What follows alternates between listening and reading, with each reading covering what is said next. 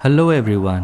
तो आज के इस वीडियो में मैं नेटफ्लिक्स पे रिलीज हुई डेली क्राइम सीजन 2 को एक्सप्लेन करने वाला हूँ। तो अगर आपको वीडियो पसंद आता है तो वीडियो को लाइक करें, चैनल को सब्सक्राइब करें ऐसे ही मूवीज और टीवी सीरीज एक्सप्लेनेशंस के लिए। सीजन 2 की शुरुआत होती है और हमें डीसीपी वर्तिका बताती है कि दिल्ली जैसे बड़े शहरों में आबादी जहाँ की बहुत ज़्यादा होती है और जहाँ की पुलिस अंडर स्टाफ्ड होती है, इतने बड़े शहर को संभालना बहुत मुश्किल होता है और कभी कभी तो उन्हें ऐसे गुनाहों और गुनहगारों का चेहरा दिख जाता है जो सबके समझ के परे होता है।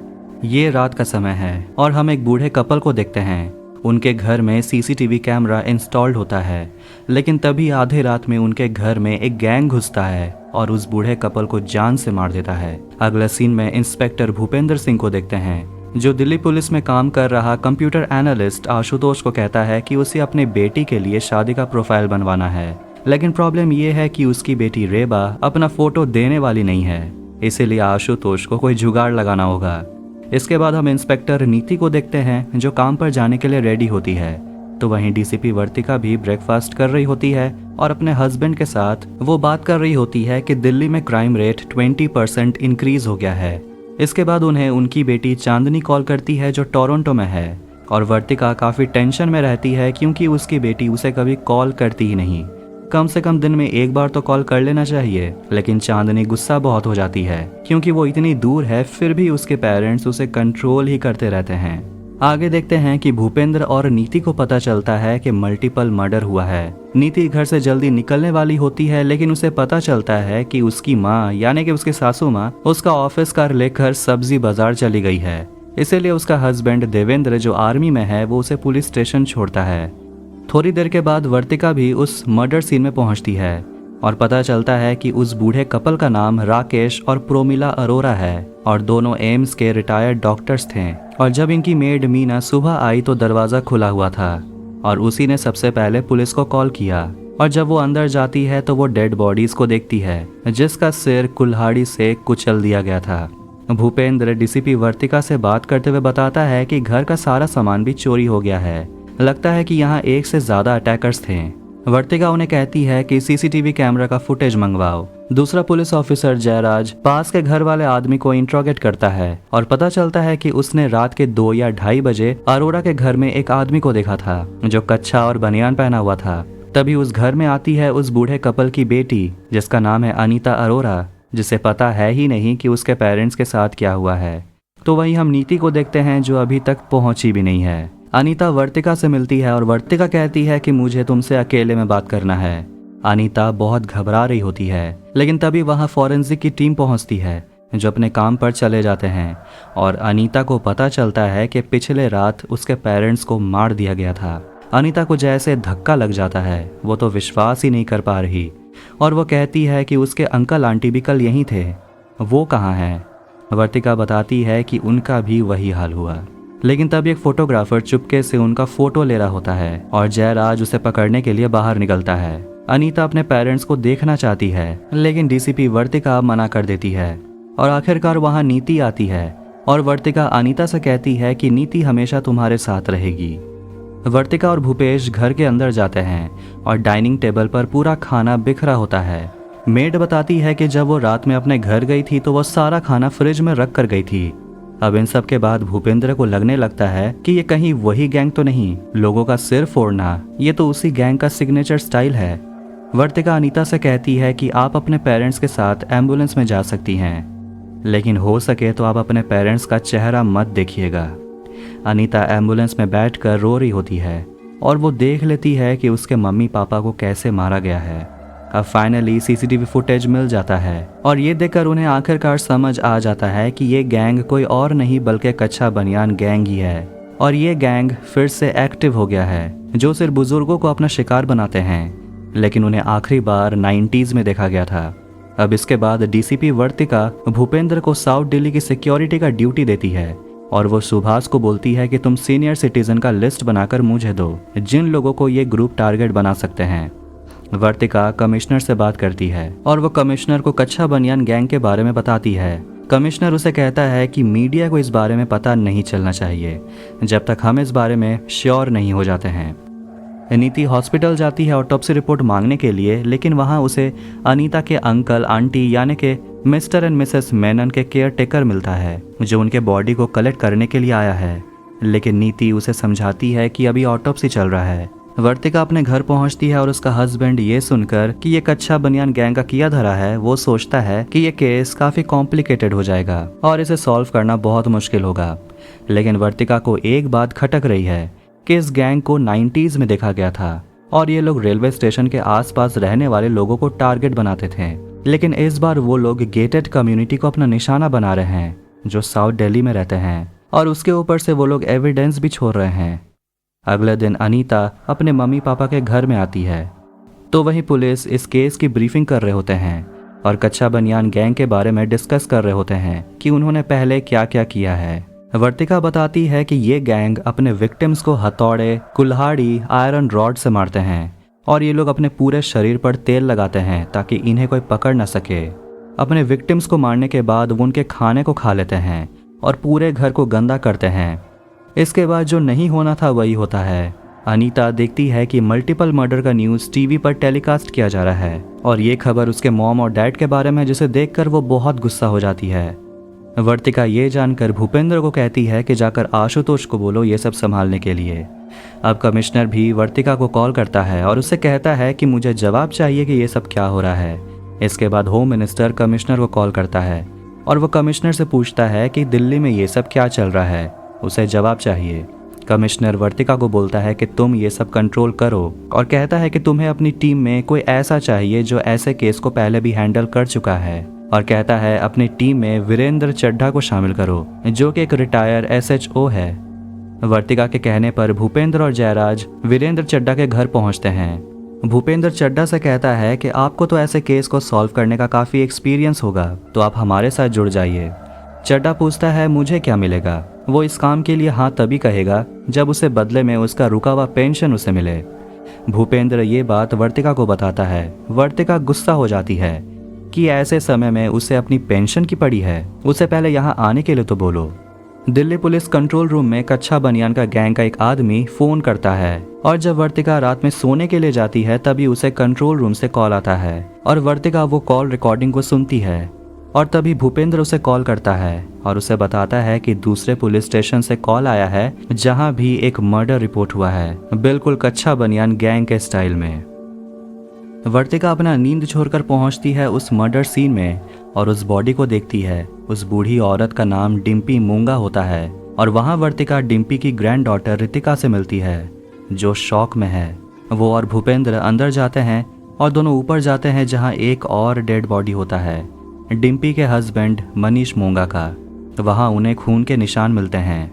वर्तिका अपने टीम से बात करते हुए बताती है कि इस घर में CCTV कैमरा नहीं है, तो जाकर बाहर ढूंढो, रास्ते में कोई CCTV कैमरा ज़रूर होगा, क्योंकि इस बार कच्चा बनियान गैंग के पास भागने के लिए एक गाड़ी था, उस गाड़ी को ढूंढो। और वर्तिका फॉरेंसिक टीम में काम कर रहे एक मेंबर जेकब को बोलती है कि मुझे इस केस और अरोड़ा मर्डर केस का पूरा एनालिसिस चाहिए। वर्तिका रितिका से मिलती है और उसे पूछती है कि तुमने क्या देखा था। वो बताती है कि जब वो रात में सो रही थी तो बहुत जोर से वो आवाज़ सुनी और जैसे ही वो अपने दादी को देखी तो उसका चेहरा खून से लथपथ था। अगले दिन पुलिस स्टेशन में वीरेंद्र चड्ढा पहुंचता है जो उन्हें बताता है कि उसे इस तरह के केस को हैंडल करने का पूरा एक्सपीरियंस है। वो आगे बताता है कि ऐसे गैंग के लोग ऐसे ट्राइब से आते हैं जो लोग बहुत गंदे होते हैं, और वो एक फ़ोटो दिखाता है और कहता है इसे देखिए, ये बिल्कुल जानवर जैसा दिखता है, और उनके हथियार का फ़ोटोज़ दिखाता है। और वो कहता है कि इनका गैंग दिल्ली में ही नहीं पूरे देश में फैला हुआ है। वर्तिका सुभाष जयराज को चड्ढा के साथ भेजती है उस जगह जहां ये ट्राइब्स के लोग रहते हैं। चड्ढा वर्तिका से अपने पेंशन के बारे में पूछता है। वर्तिका कहती है कि इन सब में टाइम लगता है पर वो करवा देगी। पुलिस फोर्स की एक टीम शाहदारा पहुंचती है जहां पर ज़्यादातर चोर डकैत ही रहते हैं और इस जगह को चड्ढा बहुत अच्छे से जानता है। यहाँ वो लोग जाकर बहुत सारे लोग को अरेस्ट कर लेते हैं। वर्तिका आशुतोष से पूछती है कि अरोरा हाउस से वो फुटेज लीक कैसे हुआ। आशुतोष कहता है कि काम चल रहा है। वर्तिका उसे कहती है कि उस क्राइम सीन में जितने भी लोग थे सभी का कॉल रिकॉर्ड निकालो। आशुतोष घबराते हुए कहता है कि वहाँ तो उस वक्त सभी पुलिस लोग ही थे। वर्तिका कहती है तुम सबका निकालो, मेरा भी। और वो अपने पूरे टीम से कांटेक्ट करते हुए कहती है कि जिसने भी सीसीटीवी फुटेज लीक किया है वो उनमें से ही एक है। और वर्तिका उनसे कहती है कि आप लोगों ने गलती से भी वो न्यूज़ किसी को बताया हो तो यही सही टाइम है, आप मुझे बता दीजिए। नीति अपने हस्बैंड देवेंद्र को कॉल करती है और वो देवेंद्र से पूछती है कि मैंने तुम्हें कच्छा बनियान गैंग के बारे में बताया था, तुमने किसी और को तो नहीं बताया, क्योंकि ये न्यूज़ काफ़ी सेंसिटिव है और किसी ने इसे न्यूज़ चैनल में लीक कर दिया। देवेंद्र ये सुनकर गुस्सा हो जाता है कि तुम मुझ पर इल्ज़ाम लगा रही हो और वो फ़ोन काट देता है। कुछ दिन के बाद नीति को अरोरा मर्डर केस का ऑटोप्सी रिपोर्ट मिल जाता है। पुलिस स्टेशन में देखते हैं उन ट्राइब्स लोगों को जिनको अरेस्ट किया गया है शाहदारा से, उन सभी से पूछताछ किया जाता है और जब तक ये नहीं पता चल जाता कि इन लोगों में से कच्छा बनियान गैंग में कौन कौन है, चड्डा किसी को जाने नहीं देने वाला। वर्तिका ये देखकर गुस्सा हो जाती है कि औरतों और बच्चों को यहाँ लाने की क्या ज़रूरत थी। जयराज कहता है कि इन औरतों का भी क्रिमिनल रिकॉर्ड है, इसलिए उन्हें लाना पड़ा, तो बच्चे अकेले घर पे क्या करते हैं। लेकिन वर्तिका कहती है कि रात होने से पहले उन्हें यहाँ से निकालने के लिए। वर्तिका के सामने एक औरत आती है रोते हुए और कहती है कि वो ये सब गलत काम नहीं करती। फिर वो अचानक से बेहोश हो जाती है। चड्डा कहता है कि ये लोग का काम ही है लोगों को बेवकूफ़ बनाना। आशुतोष वर्तिका को बताता है कि यहाँ जितने लोग खड़े हैं उनमें से 2 लोगों की लोकेशन हिस्ट्री से पता चला कि 2 दिन पहले वो लोग उसी जगह पर गए जहाँ अरोरास का मर्डर हुआ था, और शायद ऐसा हो सकता है कि वो लोग घर आइडेंटिफाई करने गए हों। उन दोनों का नाम आज़ाद और जुगनू होता है और उन दोनों को इंट्रोगेट किया जाता है और जुगनू बताता है कि उनमें से कोई भी कच्छा बनियान गैंग में नहीं है। लेकिन वर्तिका पूछती है कि तुम 2 दिन पहले उस घर के पास क्यों गए थे, क्या कर रहे थे। अब इससे पहले वो लोग कुछ बोलते जयराज एक सीसीटीवी फुटेज दिखाता है अरोरा मर्डर के 2 दिन पहले का, और उनके घर के सामने ये ही दोनों होते हैं। आशुतोष वर्तिका को बताता है कांस्टेबल रुमाल सिंह के बारे में, जो उस दिन यानी जिस दिन उन्हें अरोरा मर्डर केस के बारे में पता चला, उस दिन रुमाल सिंह एक रिपोर्टर के साथ लगातार कांटेक्ट में था। अब ये जानकर वर्तिका बिना समय गवाए रुमाल सिंह को सस्पेंड कर देती है और ये बात वो अपने कमिश्नर को इन्फॉर्म करती है और बताती है कि उन्हें 2 लोग मिल गए हैं। कमिश्नर कहता है जितना जल्दी हो सके मीडिया को ये बात बता देना चाहिए ताकि लोगों को ये लगे कि अब वो लोग सेफ हैं। अगले दिन वर्तिका से मिलने के लिए सेलिब्रिटी लॉयर विनीत सिंह आता है, जो यहाँ आया है उन ट्राइबल लोगों के लिए और पूछता है कि आप लोगों ने उन्हें क्यों पकड़ कर रखा है, सिर्फ इसलिए कि वो लोग डीनोटिफाइड ट्राइब्स हैं। वर्तिका बताती है कि उन्हें सिर्फ क्वेश्चनिंग के लिए यहाँ बुलाया गया है। विनीत सिंह ट्राइबल लोगों के सपोर्ट में कहता है कि इंडिया के इंडिपेंडेंस के बाद भी उन्हें इंडिपेंडेंस नहीं मिला, 70 साल के बाद भी नहीं, अभी भी उन्हें क्रिमिनल की तरह ट्रीट किया जाता है। वर्तिका पूछती है कि आप यहाँ क्यों आए हैं।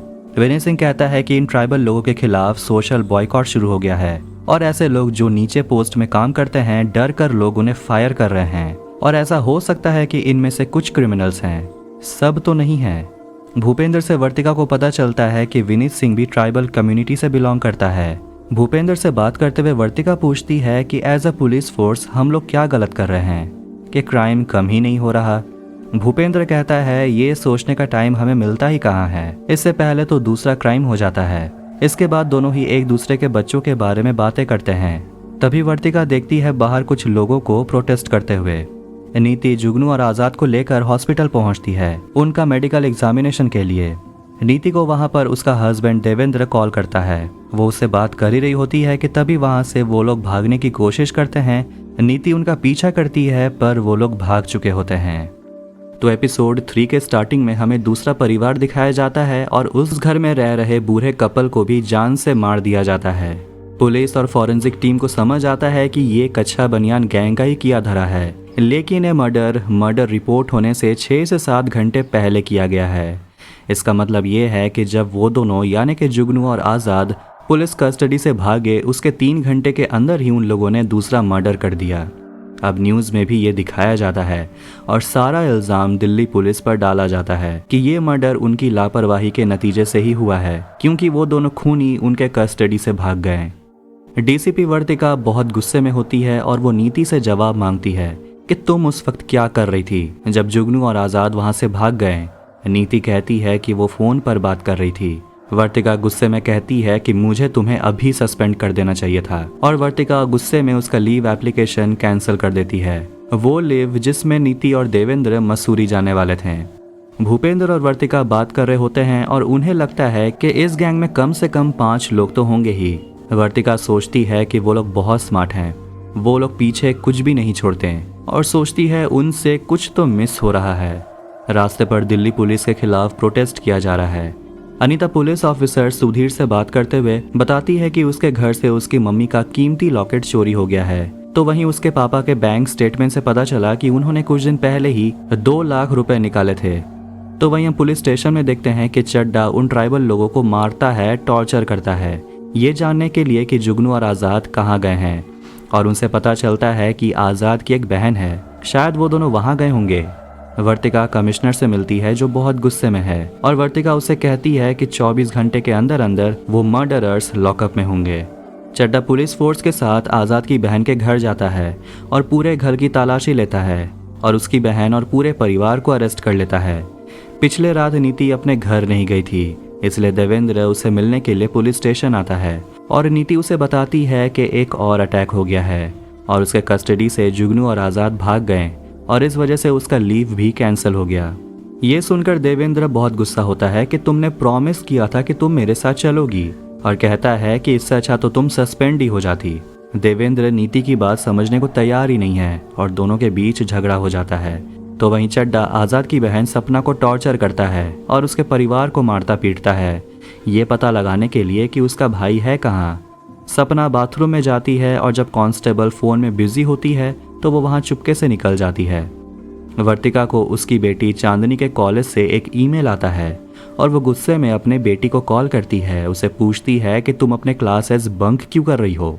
वो उसे जवाब मांगती है तो इस पर चांदनी भी गुस्सा हो जाती है क्योंकि ये उसका सोने का समय है और कहती है कि आप कभी टाइम देखकर तो कॉल कर लिया करो, इस बारे में मुझे अभी बात नहीं करना, और वो फ़ोन काट देती है। डीसीपी वर्तिका के ऑफिस में आज़ाद की बहन आ जाती है और वो डीसीपी से भीख मांगती है कि उसकी फैमिली को छोड़ दिया जाए, लेकिन वर्तिका का दिमाग तो वैसे ही खराब है और वो उस पर चिल्लाती है कि तुम लोग पहले चोरी करते थे, अब मर्डर करते हो।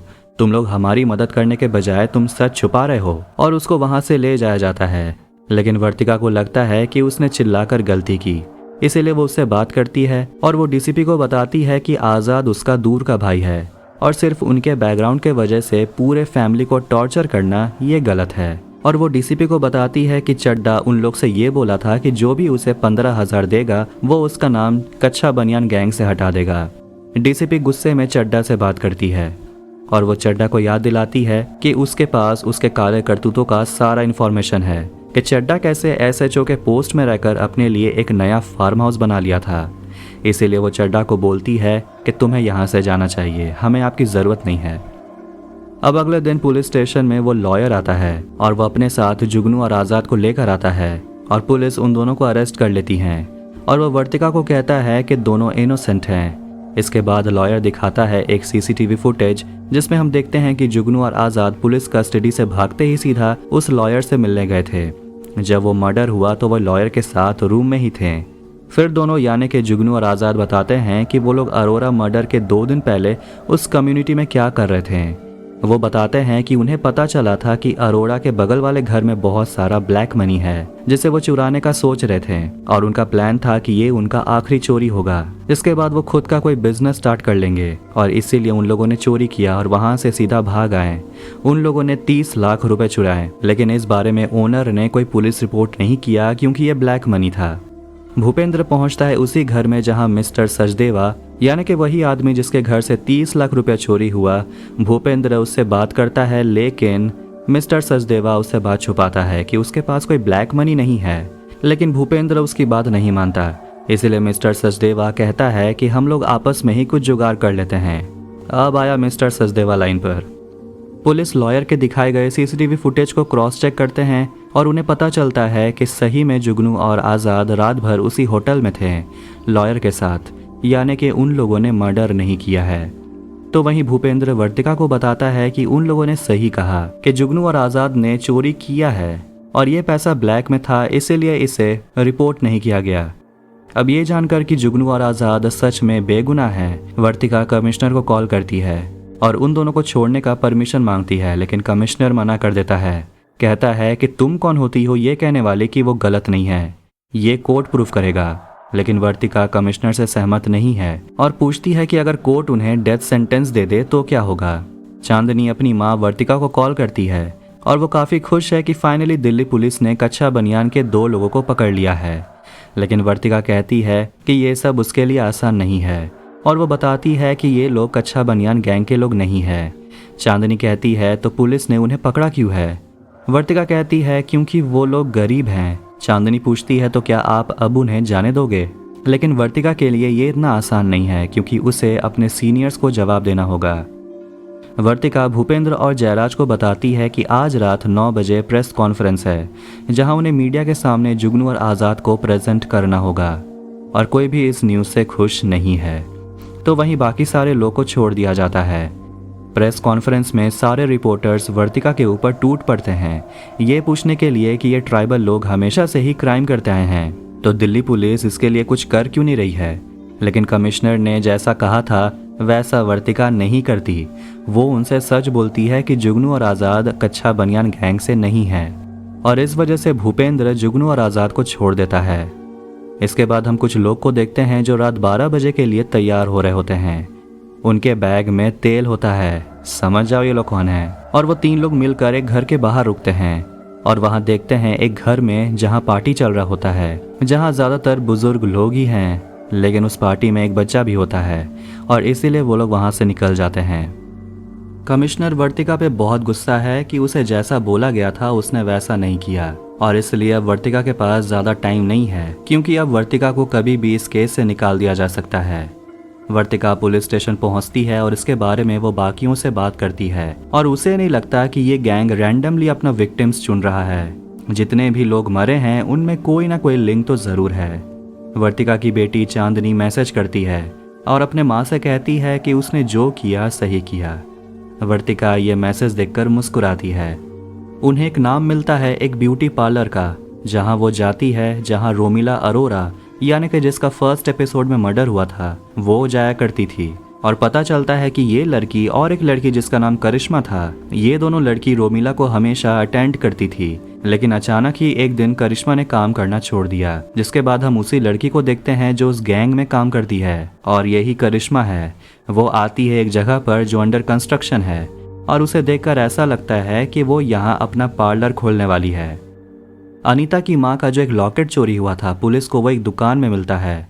दुकानदार से पता चलता है कि ये लॉकेट एक औरत उसे देने के लिए आई थी और उसने झूठ कहा कि ये उसका खानदानी धरोहर है और वो इसे मजबूरी में बेच रही है। इसके बाद दोनों जूस पीते हैं और सीसीटीवी फुटेज को देखते हैं और देखते हैं उस औरत को देने के लिए सच में एक बूढ़ी औरत आई थी।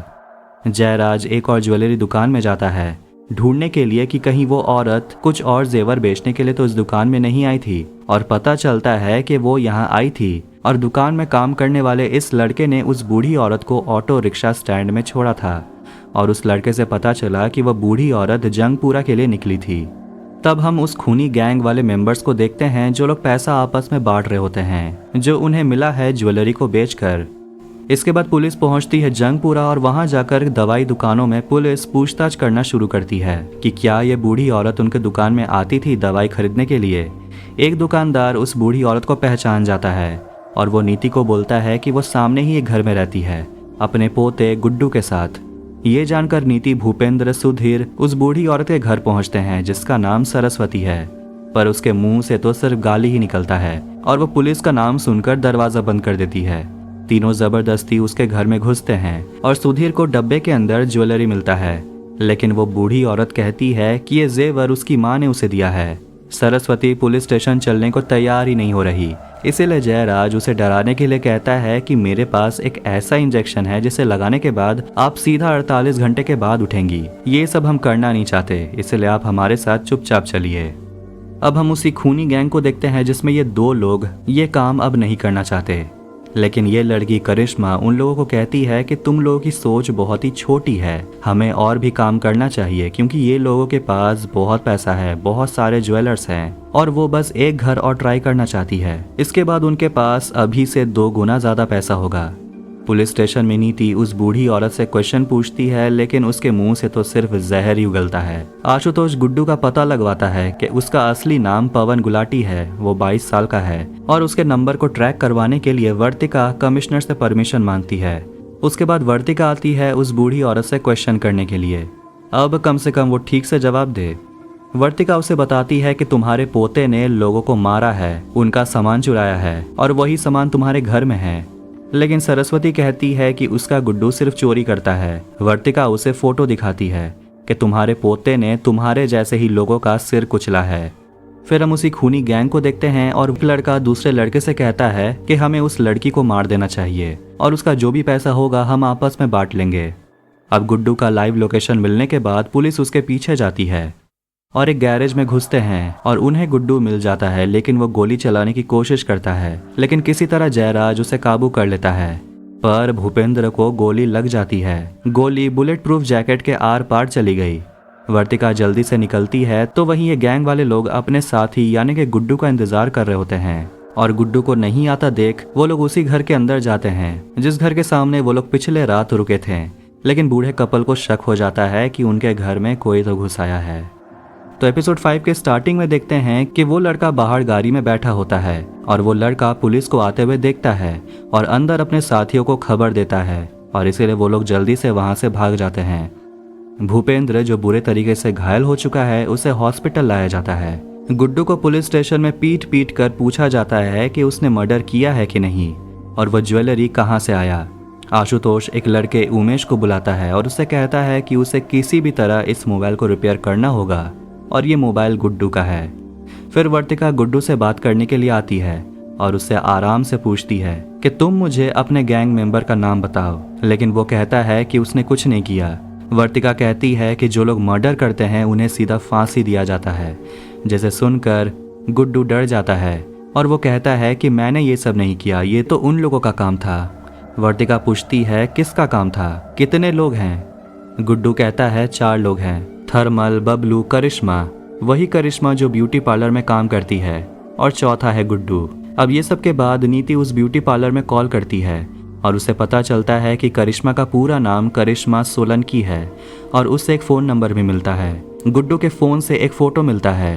करिश्मा थोड़ी गुस्सा है क्योंकि कल का प्लान उनके काम नहीं आया, लेकिन उसका बॉयफ्रेंड बबलू से कहता है शांत रहने के लिए।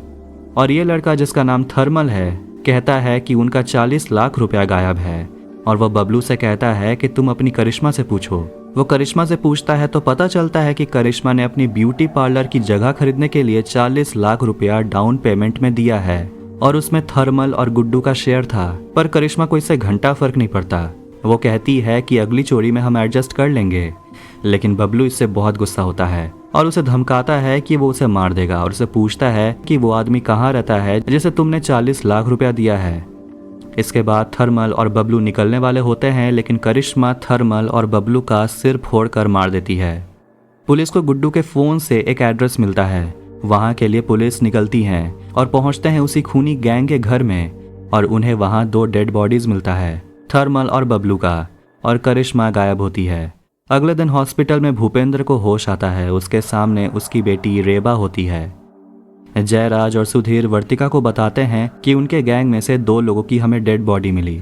शायद उन लोगों के बीच आपस में ही झगड़ा हो गया होगा। वर्तिका को पता चलता है कि करिश्मा सोलंकी का फ़ोन नंबर असली में लता कुमारी के नाम से रजिस्टर्ड है। वो गाजियाबाद के जुवेनाइल कस्टडी में भी रह चुकी है और उसका घर गाजियाबाद में है। तुरंत वर्तिका और पूरी टीम गाजियाबाद के लिए निकलती हैं और लता कुमारी के घर में वो लता कुमारी के पति प्रकाश सोलंकी से मिलते हैं। प्रकाश अपनी बीवी से नफरत करता है और डीसीपी उसे बताती है कि तुम्हारी बीवी ने कत्ल किया है। प्रकाश बताता है कि 6 महीने पहले ही वो उसे छोड़कर चली गई और वो घर के सामने ही करिश्मा ब्यूटी पार्लर में काम किया करती थी। वर्तिका और नीति करिश्मा ब्यूटी पार्लर में पहुंचती हैं और वहां की ओनर करिश्मा से वर्तिका पूछती है लता के बारे में और वो बताती है कि हाँ, इस नाम की लड़की यहाँ काम करती थी। वर्तिका उसे बताती है कि अब वो लड़की दिल्ली में रहती है और वो अब आपका नाम यूज़ करती है। तब करिश्मा डीसीपी को बताती है कि लता उसे बहुत सवाल किया करती थी, यहाँ तक कि वो मेरा स्टाइल भी कॉपी करती थी। इसके बाद हम करिश्मा यानी कि लता को देखते हैं। वो एक घर में आती है। इसके बाद हम नीति को देखते हैं जो भी बहुत दिनों के बाद अपने घर जाती है थोड़ा रेस्ट लेने के लिए, लेकिन उसका और उसके हस्बैंड देवेंद्र का झगड़ा हो जाता है। वर्तिका हॉस्पिटल में भूपेंद्र से मिलने आती है और इस केस के बारे में उसे अपडेट देती है। वर्तिका उस औरत यानी कि लता के बारे में कहती है कि वो बहुत चालाक है, वो अपने पीछे कोई भी सुराग छोड़कर नहीं गई, वो अपने ग्रुप का सारा पैसा लेकर भाग गई। वर्तिका आशुतोष को कॉल करती है और उसे पूछती है कि लता के फ़ोन नंबर से कुछ भी रिकॉर्ड्स मिला। आशुतोष बताता है कि उसके नंबर से एक धोबी का नंबर मिला और 4 रेस्टोरेंट्स का नंबर मिला है, और लता एक रेस्टोरेंट को फ़ोन करती थी बिल्कुल सुबह सुबह, और वो भी बिल्कुल मर्डर के अगले दिन। आशुतोष उस रेस्टोरेंट के मालिक का एड्रेस देता है सुभाष को। तो वहीं लता न्यूज़ में अपनी ही न्यूज़ देख रही होती है कि उसने क्या कांड कर दिया है। वर्तिका देखती है कि नीति वापस अपने काम पर आ चुकी है। वो उसे पूछती है क्या तुम ठीक हो। नीति बताती है कि उसके घर में कुछ प्रॉब्लम्स चल रहे हैं। अब उस रेस्टोरेंट के ओनर यानी कि योगेश को बुलाया जाता है और वर्तिका उससे लता के बारे में पूछती है। वो लड़का बताता है कि वो बहुत सारा खाना ऑर्डर करती थी। वर्तिका पूछती है कि इतनी सुबह सुबह कौन डिलीवरी करता है, सुबह के 5:55 में। और तब जाकर योगेश बताता है कि वो लता को एक घर दिलाने में मदद किया था जो लंबी गली सुभाष नगर में है। अब ये जानकर पुलिस बिना वेट किए उसी एड्रेस पर पहुंच जाती है। तो वही हम लता को देखते हैं जो पुलिस को आते हुए देख लेती है और वो वहां से भागने लगती है। पुलिस उसका पीछा करती है और आखिरकार वो पकड़ी जाती है। वर्तिका लता से क्वेश्चन करती है और उसे पूछती है कि तुमने उन्हें क्यों मारा। लता बताती है कि अगर वो उन्हें नहीं मारती तो वो दोनों लता को मार देते हैं। इसके बाद लता बताती है कि रोमिला अरोरा उसके पार्लर में आया करती थी और लता उसकी बहुत खातिरदारी करती थी, और रोमिला उसे कहती थी कि वो उसके पार्लर के लिए उसे पैसे भी देगी। लेकिन जब दूसरे दिन लता इस बारे में रोमिला से बात करती है तो रोमिला उसे कहती है कि अब बेकार की बात मत कर, अपने काम पर ध्यान दे। अगर पैसे देने ही नहीं थे तो रोमिला ने उसे प्रॉमिस क्यों किया। वर्तिका पूछती है तो क्या इसलिए तुम लोगों को मारने लगोगी, जिस पर लता का कहना है कि ये दिल्ली है, जो मांगने से नहीं मिलता वो छीनना पड़ता है। वर्तिका अनीता को कॉल करती है और उसे बताती है कि गुनहगार अब उनके कस्टडी में है और वो एक औरत है। अनीता ये सुनकर हैरान रह जाती है कि एक औरत ऐसा कुछ घिनौना काम कर सकती है। वर्तिका प्रेस कॉन्फ्रेंस में सभी को बताती है कि उन्हें इस गैंग में काम कर रहे 4 लोगों के बारे में पता चला और 2 की हमें डेड बॉडीज मिली और 2 उनके कस्टडी में हैं। कमिश्नर खुश होकर कॉल करता है और वो वर्तिका को कहता है वेल डन, और उसे एक खुशखबरी देता है कि मिनिस्ट्री ने वर्तिका को प्रमोट कर दिया है। अब वर्तिका DIG है, लेकिन सैडली अब उसका ट्रांसफ़र हो चुका है। वर्तिका थोड़ी दुखी है और आखिरी सीन में हम उसे घर जाते हुए देखते हैं। और इसी के साथ डेली क्राइम सीज़न 2 यहीं एंड होती है। तो अगर आपको वीडियो पसंद आया तो वीडियो को लाइक करें, चैनल को सब्सक्राइब करें ऐसे ही मूवीज़ और TV सीरीज़ एक्सप्लेनेशंस के लिए। मिलते हैं नेक्स्ट वीडियो में। Take care.